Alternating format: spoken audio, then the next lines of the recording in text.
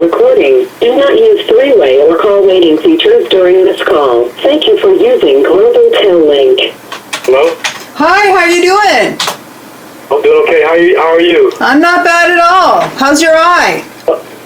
Actually, I went and seen a physician today, and they said they looked at it and said there's nothing they could do, but it's not doing too good. I'm seeing flashes in my right eye, so I'm kind of looking forward to going home so I can get it taken care of. I know they're not going to do anything here. When are you going home? I have a court date April 14th, so I want you guys to pray for me on April the 14th to be reinstated. I wanted to write you a letter. I was hoping that you would write me so I could return the letter. I want to write you a letter and tell you about my whole situation. Because I just want the judge yesterday. I sent a letter out to the judge explaining everything, and I wanted to write it to you so you could read it, so you could really just get a full understanding of what's going on. Well, I've already put your letter in the mail today, and Okay. so you can see it when you get it. But I can't be passing out my address. That's the problem. Oh, okay. I understand. Well, maybe I can get it to Mr. Hogan and see if he can better see. How about that? Yeah, that sounds good. Yeah, that's what I do. I get it over to him, and when you talk to him again, let him know that I'm going to send him a letter to send to you. Okay, well, why don't you do this? This is better than even sending a letter to me because I'm so focused on one thing, and that's one thing only. I'm an activist. I'm involved in every single thing: poison air, food, water, vaccinations, the illegitimate president that we've got going on. I've dropped everything in my life for the last 2 months to focus on Pastor Hovind and getting him out to save souls. This call is from the Santa Rosa County Sheriff's Office. So the best thing you can do is make a recording right now, say your name and your church and how people can get in touch with you and the address at the jail, and then we'll upload it, and then people can write to you and maybe get in touch with your pastor and find out how they can help you from there, because we got about 100 people that are listening to, at least 100 people listen to your last video. Okay, that'll be fine. Okay, so how about I just, you just start whenever you're ready. Yes, my name is Nicholas Porter, and the address, I'm in Santa Rosa County Jail, and the address is 7129, P.O. Box 7129, Milton, Florida, 32572, and I had a situation. I woke up blind in one eye, in my left eye, and I went through all the proper procedures to try to get help, to receive help. I even signed up for Obamacare, which I needed it, and it wasn't presented to me at the time of my actual need, which was my eye. I went to the county hospital in Birmingham, Alabama. I'm from Birmingham, Alabama, and they gave me so much slack and so much difficult time to acquire a blue card, and I was in excruciating pain, and I mean it was a psychological thing too. They wanted me to go to the IRS to get a statement saying that I didn't work in 2013, and I couldn't get that. I only had a school ID, and I lost my wallet, where they got stolen, and I didn't have an ID at the time, and I'm from Illinois actually, so I had to send off for a birth certificate, and so that was an issue that wasn't going to happen. So I was currently on probation, so I went to the probation office. I went to them for help, and with my eye in my hand in excruciating pain, and I asked them to give me a timesheet showing where I was incarcerated, and quite obvious I couldn't work if I was incarcerated. But to no avail, I didn't get any help there either. So as I was leaving, I prayed. I asked God to not let me go blind. A few months before that, I lost my father to to terminal liver cancer. So I felt like everything was. I lost my father, and now here it is. I was losing my sight. At the time, I was enrolled in Virginia College for HVACR, and I just seen my career going down the drain. And I mean, I didn't know where to turn, so I asked God for help. And what happened was, a friend of mine, he called maybe shortly after the prayer. I mean, it was like I was still in the vicinity of the probation office, and he called and he wanted to know had I got the surgery, because the doctor gave me like 3 days to get this surgery, or my retina would have came detached in my right eye. They said it's likely to happen due to the fact that I had tears in the left eye. The retina was easily become detached, so it was crucial that I get the operation as soon as possible. So he called, and he volunteered to allow me to use his insurance. And I mean, I don't know if you would have to be blind to understand what I was going through. So, and not only that, I was in pain, and I said, okay. And I get it. He gave me his information. I didn't take it. He was there with me at every visit. And upon the follow-up, that's when this situation occurred. They told me that I used services illegally, which was not necessarily true, but true. But anyway, now I'm in the judge in Birmingham, Alabama. She understood. She was kind of sympathetic due to my situation. So she told me all I had to do was pay the money back, and they would drop the charges. But I'm here now in Santa Rosa County Jail for the simple fact is not just that, but I had a corrupt probation officer call. In the midst of all this, the devil was still plotting. In the midst of all of it, he put this man in my life, and what he did was he called down here and disguised himself as someone else.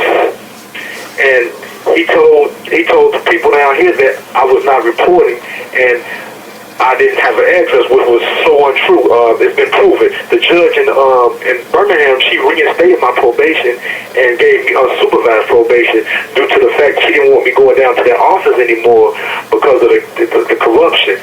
So I'm over here now in Santa Rosa County trying to plead my case, which will be on April the 14th. So if you guys would pray for me, I really need it, and an encouraging words, because the devil is he's still on my back, and he's still in the midst. But to finish my story as far as that went, this guy called down here, and he told the people here that he was another man, that he came to my house, and it's just a big thing. If anybody wants to write, I'll give it more depth about the situation. But God, he allowed me to come, like I said, I was incarcerated in 2013, and my father was married to a very evil person, and she didn't want me to come.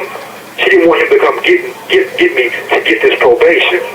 So anyway, God made a way for me to get out, and when I got out, she had stage 3 breast cancer. So I was her caretaker on top of my father's caretaker, because he was diagnosed shortly after I got out, and he died like maybe 2 weeks after he found out, and I went on to take care of her, and she had issues, mental issues, and she said a whole lot of things to the probation officer that wasn't true, that I proved that was not true.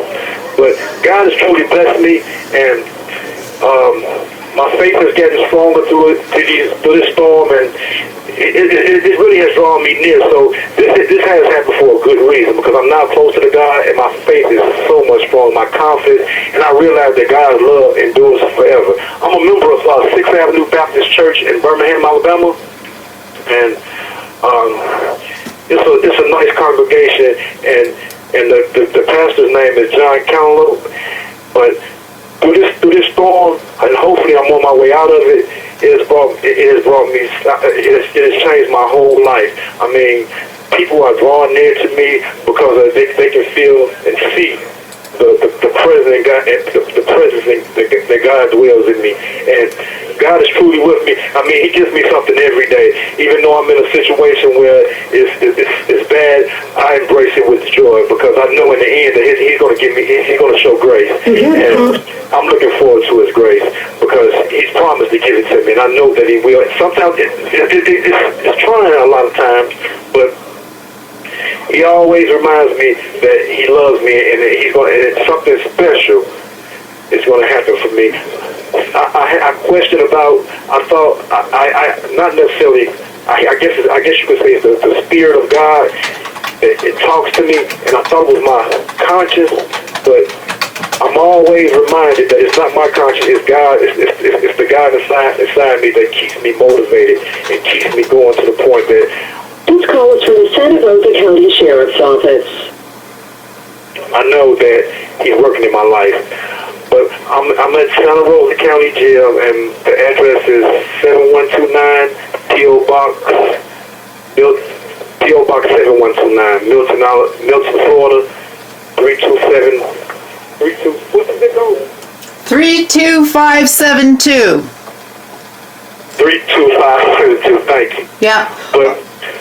You know how many people listened? I just checked. You got 363 people listened to the last one that we did, which was on March 2nd, which was 4 days ago. I want to tell them about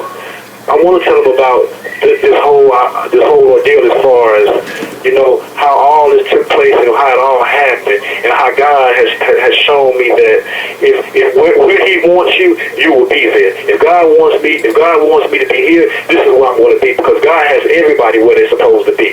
And right now, this is where I'm supposed to be. It was a guy in here. He wanted to kill himself, and he kept threatening to kill himself. And I mean, I kept talking to him, and now every time you see him, he's in the Bible. He's reading the Bible. His face is getting so much stronger, and he has a different attitude and a different outlook on life.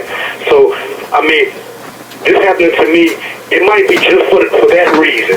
You got that right. Person's mind, and if I could just change one person, I know I've done what I'm supposed to do as far as being a servant to the Lord. So you got that right, brother. And that's the only thing that I can get with this situation. I'm trying to talk so fast, so I hope I'm making sense, but I love the Lord. I know the Lord loves me, and He, like I said, He does something for me every day. In my family, I don't really have a lot of family support, but I do have one person that does support me. And due to the death of my father, that side of the family, they just went their separate ways because they wanted to control me. They wanted me to take my father's place and be the caretaker, and that wasn't the position that I felt that God had for me. And when I refused it, they went against me. And now I can't even get them to do anything for me. But they steady say they love me, but I forgive them, though. I forgive them.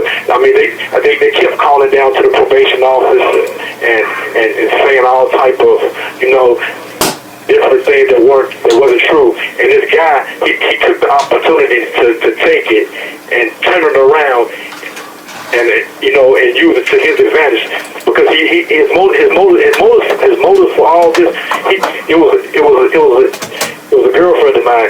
He wanted to be with. You have 60 seconds remaining. He felt like if he got me out of the picture, he could pursue her, and that's what he tried to do, and that's the reason for the lies and the deceit that he caused in my life.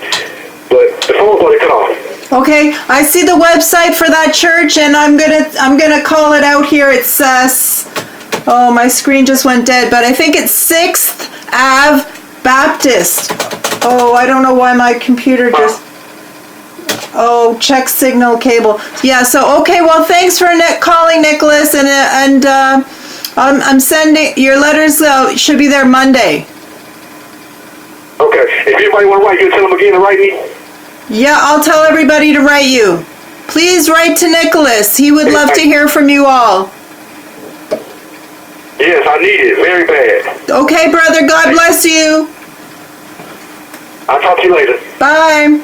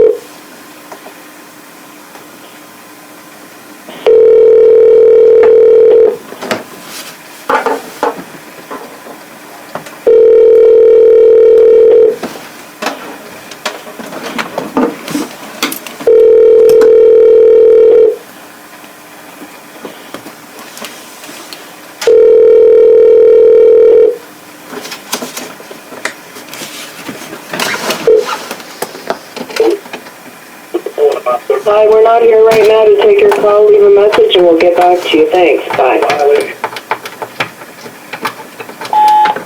Hey, baby. The computer is saying check HDMI cable or something. Oops.